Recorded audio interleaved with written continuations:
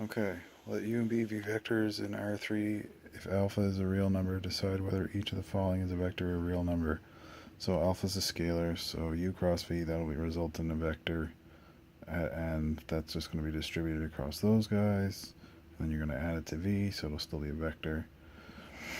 Alpha times U cross V, well, that's a subvector, but when you dot it with another vector, that's a scalar. So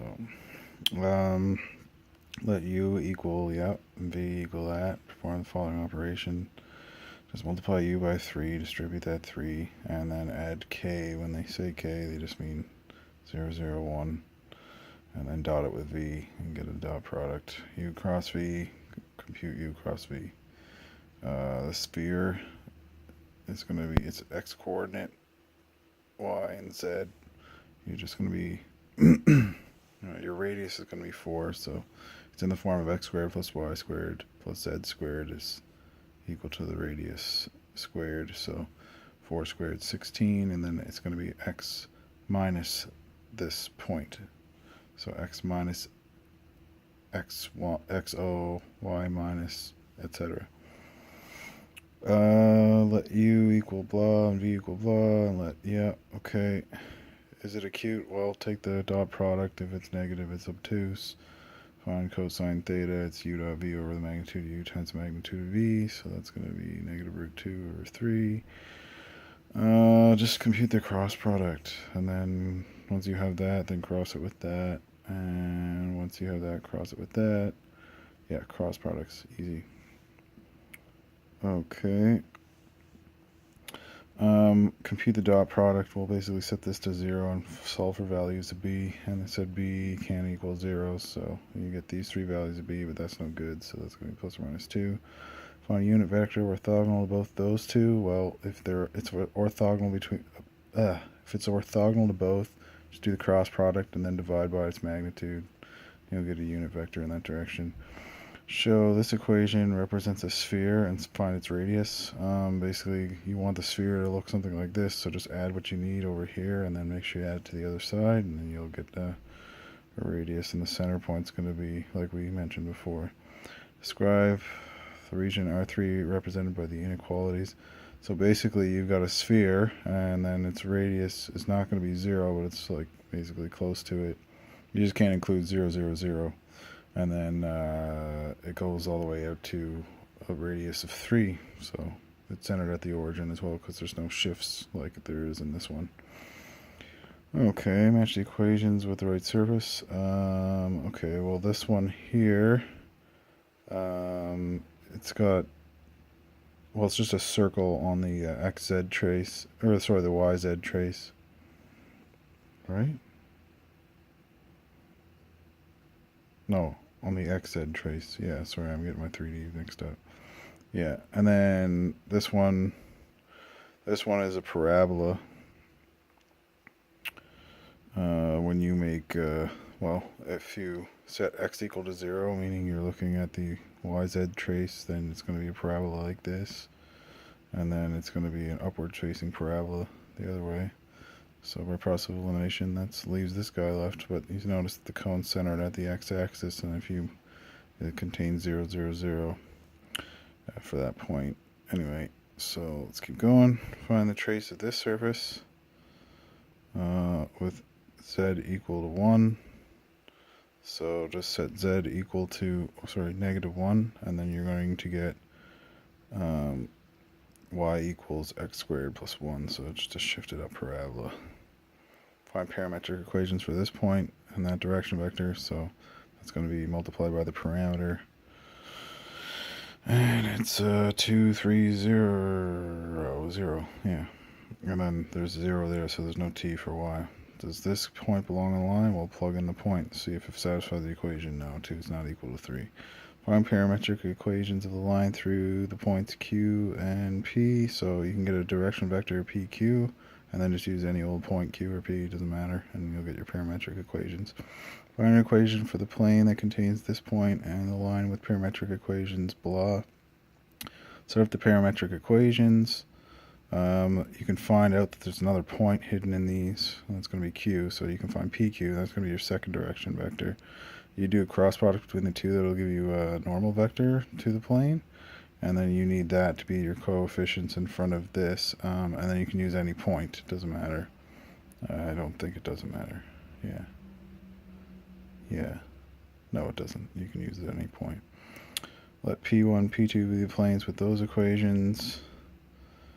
Are they parallel? Well, if you, yeah, basically what you're going to have is they're not scalar multiples of each other, so they're not parallel because their direction vectors aren't. Planes must intersect on some line L, so you can do the cross product and you can find the direction vector of the line that they have, and then you can pick any old point that satisfies it. Wait, why did I pick 1, 0, 0? Oh.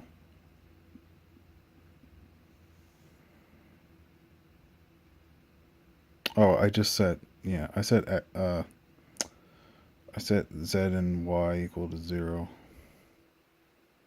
That's what I think I did, yeah. Yeah, so X equals 1, X equals 1, so that point's on it. Yeah, alright. Consider this equation. Follow the next steps in order to identify the surface determined by the equation. Reduce this equation by completing the square. Alright, so we'll just bring that over. Oh no, it's already over, so just factor that out. Okay, and then do horizontal traces for z equals k. So plug in those k values for z. You'll get an equation. You got to map it. This is a hyperbola. I'm gonna have to research graphing hyperbolas because I suck at them. Identify the traces on the planes for, yeah, okay. So you just plug in k values for y, and you're just going to get this. And then the traces for the other one, you're going to get a circle because you just plug in x equals k, right? So 0, you're going to have negative 1 squared, so that's 1. So it's z squared plus y squared has a radius of 1. When x equals 1, it's going to be 0, so it's going to be a point. And then when k equals 2, it's going to be the same circle. And then between all these, you're going to be able to find what you need, right? So if you look at one trace, it's like it's a cone, like a hyperbola is or whatever. Yeah, because as you go this way, you get to see the hyperbola being made, right? So conic sections. Those two are conic sections. That one's but you just know that it's shifted down 1, right? So that's the biggie. Okay, match the following parameterization with the right curve. Let's look for one that the height's not changing. So, there, 1. That's that one. This one goes around once, twice. So that'd be 4 pi. Cosine t, sine t, and t. So t's increasing as it goes up. So that's increasing in height. And then this one, it's increasing in height, but it looks like it's going along the y-axis. It's pointing out this way, and it goes from 0 to 6 pi. It looks like it goes around 3 times there. So parameterize the curve of the intersection of the paraboloid, blah and blah. So what you do with this one is you pick a parameter between the two. I'll just say x equals t. If you pick a different one, you might have two equations that you have to solve for, because you'll have like a plus minus square root. So if you pick x equals t, then y is going to be t squared, and then z in terms of t is going to be that stuff. And then there's your parameterization of that curve. Find the parametric equations of the line that is tangent to the curve given by this and that point. So what you can do is you can take the derivative of each of the components and then plug in that point for t, and you'll get oh wait, why did I pick 0? Hmm.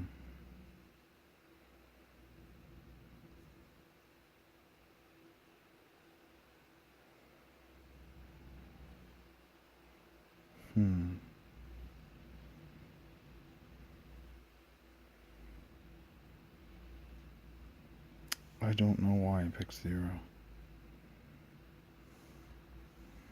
I guess I could pick any old value of t, right? Yeah. Yes, and then I could pick a point. You can pick whatever value of t you want. I just chose 0 because it was going to be easy to compute. I didn't want a bunch of e's in there. Basically, you get this because it's 1, 1, 1, right? So, all right. Describe and sketch the domain function g of x, y. Okay, so basically, you're looking for where it's undefined because these are continuous everywhere. It doesn't matter except for the bottom. So you can find when 5x cubed plus xy equals 0. So you can factor out an x. So when x equals 0, that's no good. And then when 5x squared is equal to negative y, so you get a function there. So these two guys are off limits, otherwise everything's kosher. Let's see, be the curve parameterized by that shit. Okay, find the arc length function of that. So t equals from 0 to 1. So we got that. Take r prime of it. We get this. And then I guess what we're going to do is take the magnitude of this vector, dt, and integrate it. So we integrate that. S of t is that. So that's a function for arc length. And then find the arc length from 0 to 1/3. So 0 to 1/3, plug it into there. And then you'll get 13/3 for the length of that piece of C. I should check the formula sheet on this just to refresh myself exactly what the generic form of this looks like. Consider the curves parameterized by the following vector functions. Okay, we got that one and that one. Find a point P, if any, at which both the curves intersect. So I've got two parameters really. So what I can do is I've got t in terms of s, so I can plug that into here. Right? Yes, that's what I did. Okay, I got s equaling 2 and t equaling 1. So I plug in those two values of s and t, and then I get 140. I guess these are supposed to be the points. I don't know why I have them in vectors. I think the solutions have them in vectors, but that's not right. Find the cosine of the angle between the tangent vectors at the intersection point. Alright, well, to get the tangent vector, all you got to do is take the derivatives of them, and the intersection point, you're going to plug in those values that you had there. So of t equals 1 and s equals 2, right? Yeah, so I get these two, and I can find the angle between them if I take their dot product over their magnitudes multiplied by each other. So that's the cosine of the angle. Alright, complete the following definitions. Let a, b be in R2, and f of xy is a function defined around the point AB, and L is a real number. The limit of f of xy equals L if, for every epsilon greater than 0, there exists delta greater than 0, such that if AB is in the closed disk of radius delta, then the magnitude of f of xy minus L is less than epsilon. For every epsilon, yeah, okay. Yep. Okay. I got that right. You see that the function g of xy is continuous at AB if the limit as xy approaches AB equals g of AB. So if it equals the value of the function at that, then it's continuous. Evaluate the limit and see if it exists. Okay. So we go ahead and see if it exists. Well, it does, because just like this said, it equals the value of this when we plug in those two and 0. So L equals 0. So this one's not defined at 0, 0. So what we can do is I can take x and then leave y at 0. And then I'm going to get 1.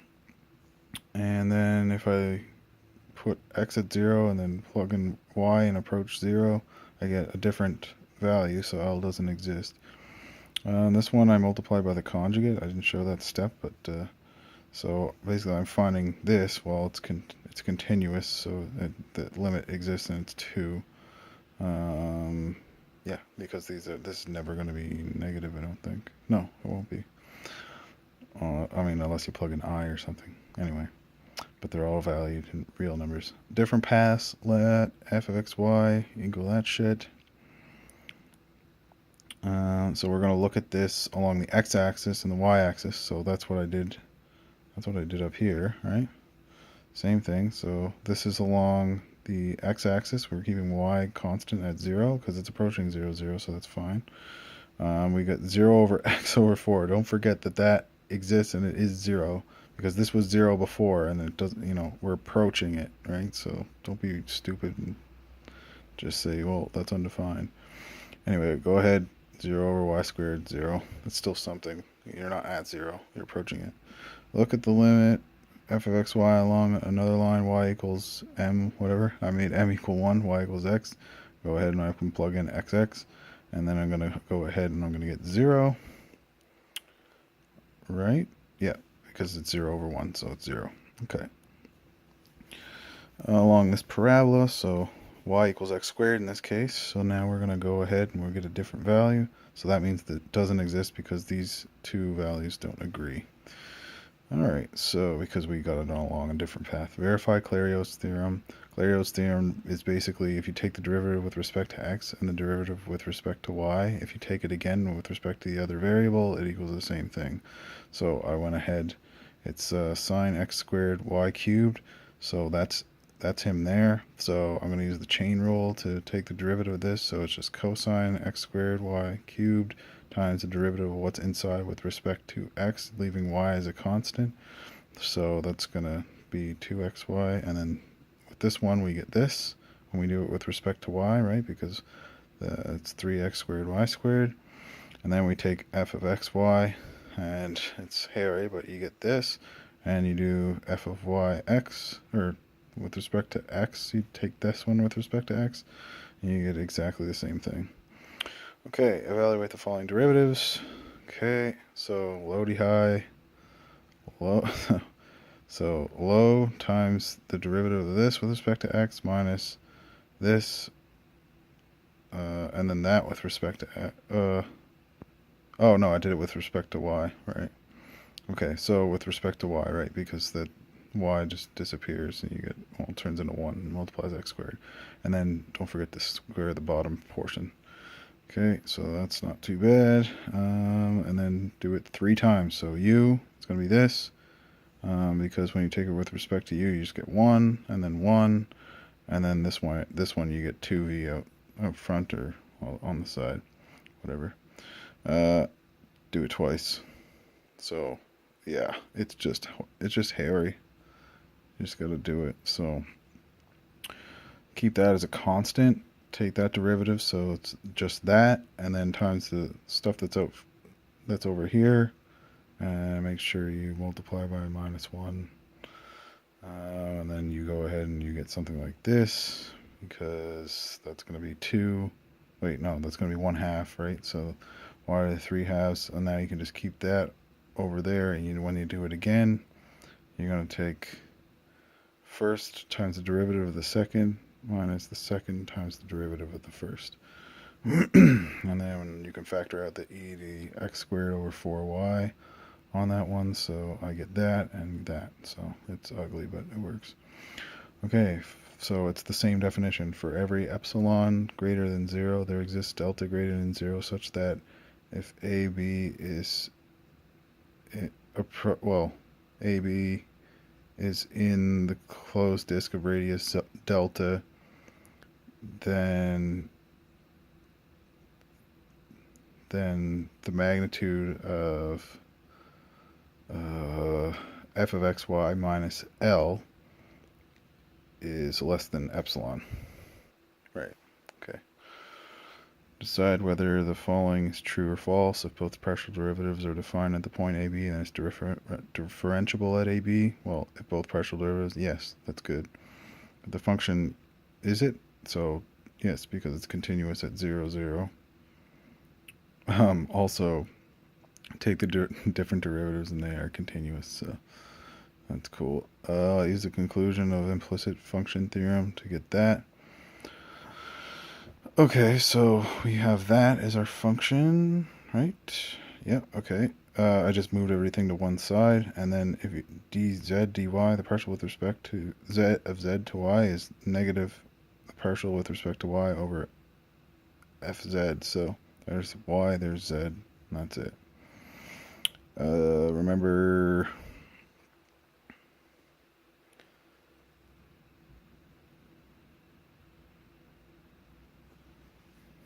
okay, find the partial derivatives of f. It's f differentiable at p, y. So we took the two, and they're continuous to the point given, so that's good. So you get that. Oh yeah, so we take the partials and evaluate it at the point we were given, and they're continuous. There's no issues there.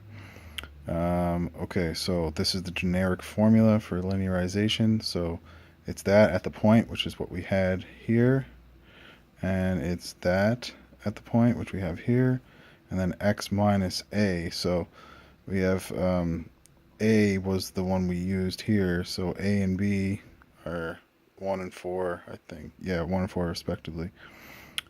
So we go ahead, plug this in, f of a, b. We just evaluated at the point because we just plugged it in. And then, yeah, so the difference here is going to come out in the wash. So, yeah, it's not quite 2. It's close, but it would be 2 otherwise. Okay, so let's see, be the level curve. Okay, find the gradient of g at the point P and sketch the curve, and the gradient should look orthogonal to it. So there's our function. All right, so take the gradient, it's both components. So there's the partial with respect to x, it's 2x minus 4, and then y is going to be 1. Plug in our point, and our point was 0, 0, so we're going to get this for our gradient. And then what we're going to do is we're going to look at our function here,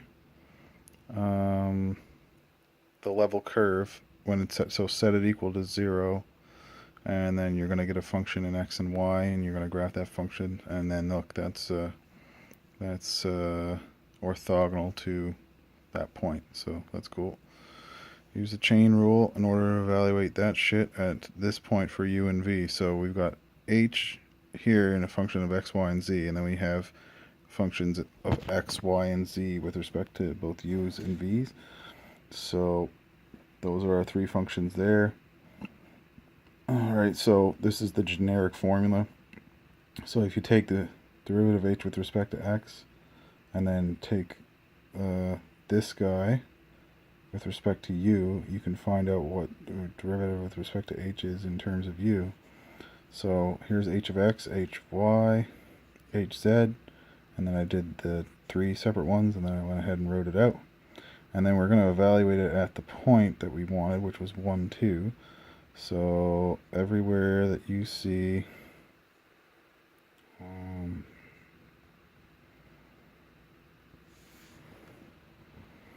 oh yes, also I solved for these x, y's, and z's in terms of 1 and 2, and then you gotta plug those in, and then you can get these answers. So you're gonna get that. So it's a lot of work. Oh yeah, that's what I did there. See, x is 3, so that's going to be 3 plus z, which is 3, so it's 9, right? Anyway, you keep going. Alright, so let f of xy equal that shit, let p equal that, find the gradient of f at p, so take that with respect to x and y, and then you're going to get these, and then you just plug in that point, and then it softens up on you. Find the rate of change f at p in the following directions. So the main thing is this has to be of magnitude 1, so just go ahead and follow your regular procedure for that. So there's the magnitude, it's that, so we're going to multiply that out, it's going to be that. Then just take the dot product with the gradient f, which we found here, so it's 2, 1 dot this shit, and that will give you the rate of change in this direction for that. So, and then we go ahead and do this as well for at this point 1, 0. keep that in mind. Alright, 2i, so there's going to be that. Well, you can just treat I. I don't know why I just didn't write it like this. Negative 2i, rather. So you're going to get negative 2. Just needs to be a unit vector, that's all. This one's easy enough because you have the, you got a unit circle handy. It's helpful. Okay, and direction of largest increase. I mean, you can do it without it, but whatever. Direction of largest increase. Yep, we got that. So you just take the magnitude of that, because that points already to the direction of largest increase. But remember, you have to take the dot product with it. It works out that if you just take the magnitude of that, it's going to be the same thing. If you can do it the long way, but you might as well just remember this, and then you'll be able to do it quickly. Find the absolute extrema of this function on this unit square. So that's the unit square. Sketch the region. There's the region. So we got like endpoints here, and we're gonna have to evaluate along those lines as well. I don't know that I actually did that in this problem, so I might have to revisit it. But anyway, so here's with respect to x and y. Set those equal to 0 to find your critical points. So you're going to have the endpoints and your critical point. You can evaluate at this, and you'll get your maximum at 1, 0, which was 2, and then minimums are going to be 0 at 1, 1, and 0, 0 in that case. Alright, so find the critical points, this, and then use a second derivative test. So here's our function. Take the derivatives with respect to that, set them equal to 0, solve for one in terms of the other. And then you're going to come up with functions. So you're going to have to find all of your x and y values for these. So I went ahead and I picked equation 2 and 3 and set them equal to each other because they were both in terms of x. And then I was able to factor this out and got two values for y. And then I can plug those in, right? Because I can set y equal to this shit. So for 5 I get this, and for 1 I get that. So these are all of your points, and I just always put the corresponding point that you use just so it's easier to put them down. So those are my critical points. And then for this function, right, for the second derivative test, I've got to go ahead and I've got to take h with respect to x and y. I already did that. Do it again for both of them, and then do h of x, y as well. And then here's the generic formula. So fxx, which is this one, evaluated at the point, right? And then fyy, evaluated at the point.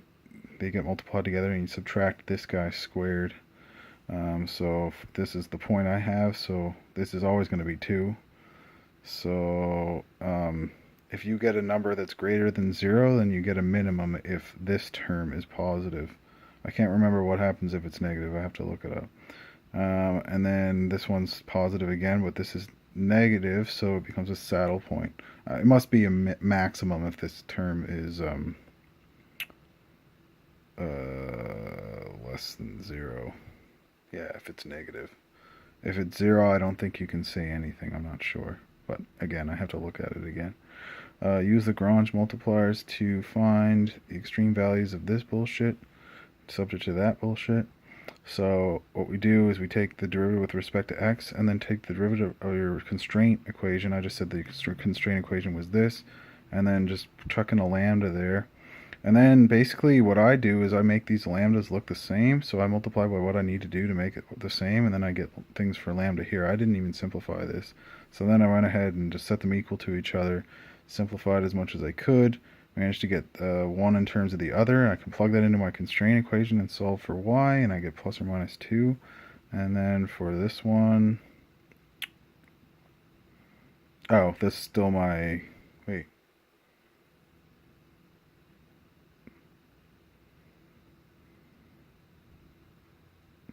Oh yeah, and then I just plugged that value into here. I was like, why didn't I use that? Yeah, plug that value into here and then solve for x.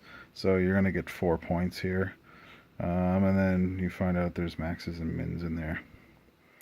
In this problem, we will find extreme values of the function on this closed disk. So find the critical points. So take f of x and f of y, set them equal to 0, and solve for them. So you got 1, 0 here. You can plug that into the function and get a value.